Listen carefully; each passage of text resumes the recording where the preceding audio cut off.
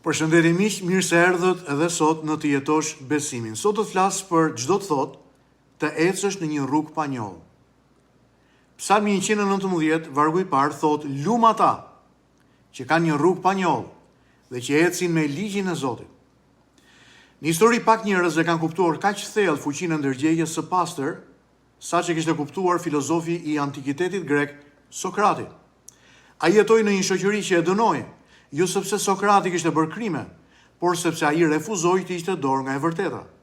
Kur i dha mundësia të shpëtonte jetën duke mohuar bindjet e tij, Sokrati përgjigjet: "Është më mirë të pësosh pa drejtësi se sa ta bësh vet atë." Sokrati zgjodhi të vdiste me një ndërgjegje të pastër se sa të jetonte me një ndërgjegje të njollosur. Pikërisht, kjo është fryma e Psalmit 119 vargu i parë.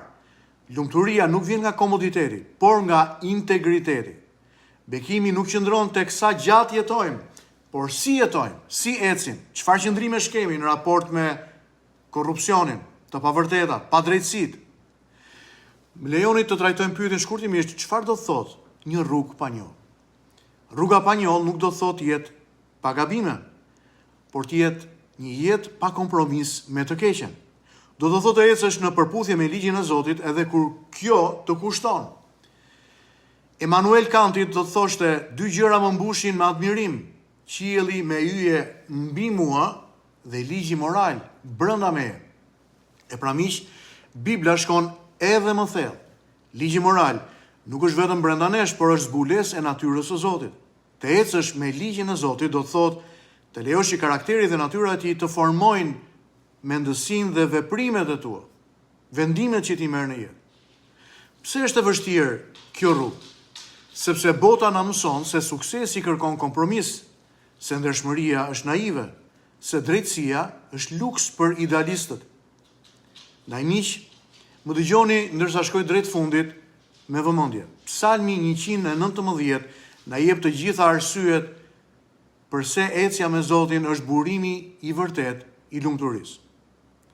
Së pari, një rrugë pa njollë është një jetë ku ndërgjegja është më e fortë se frika, ku bindja ndaj Zotit është më e madhe se presioni shoqëror apo i familjes, ku karakteri është më i rëndësishëm se reputacioni.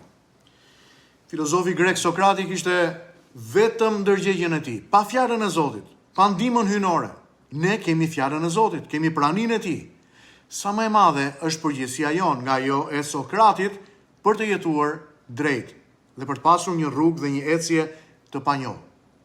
Ndaj miq, sot ky psalm na sfidon me pyetjet konkrete. A jam i drejt edhe kur askush nuk më shikon? A jam duke ecur me ligjin e Zotit edhe kur kjo më kushton profesionalisht, shoqërisht apo politikisht? A mbroj të vërtetën edhe kur ajo më izolon? Agustini do të shkruante: drejtësia është dashuria e rregulluar mirë, e vendosur mirë. Kjo do thotë të duash Zotin mbi gjithçka dhe të duash të vërtetën më shumë se rehatin. Ndaj miq, porositë e fundit në këtë meditim të ditës. Në familje, ec me ndershmëri. Në punë, refuzo mashtrimin. Në shoqëri, mos u bëj pjesë e korrupsionit. Në besim, mos e shndro krishterimin në formalitet, por në karakter, në mënyrë jetese.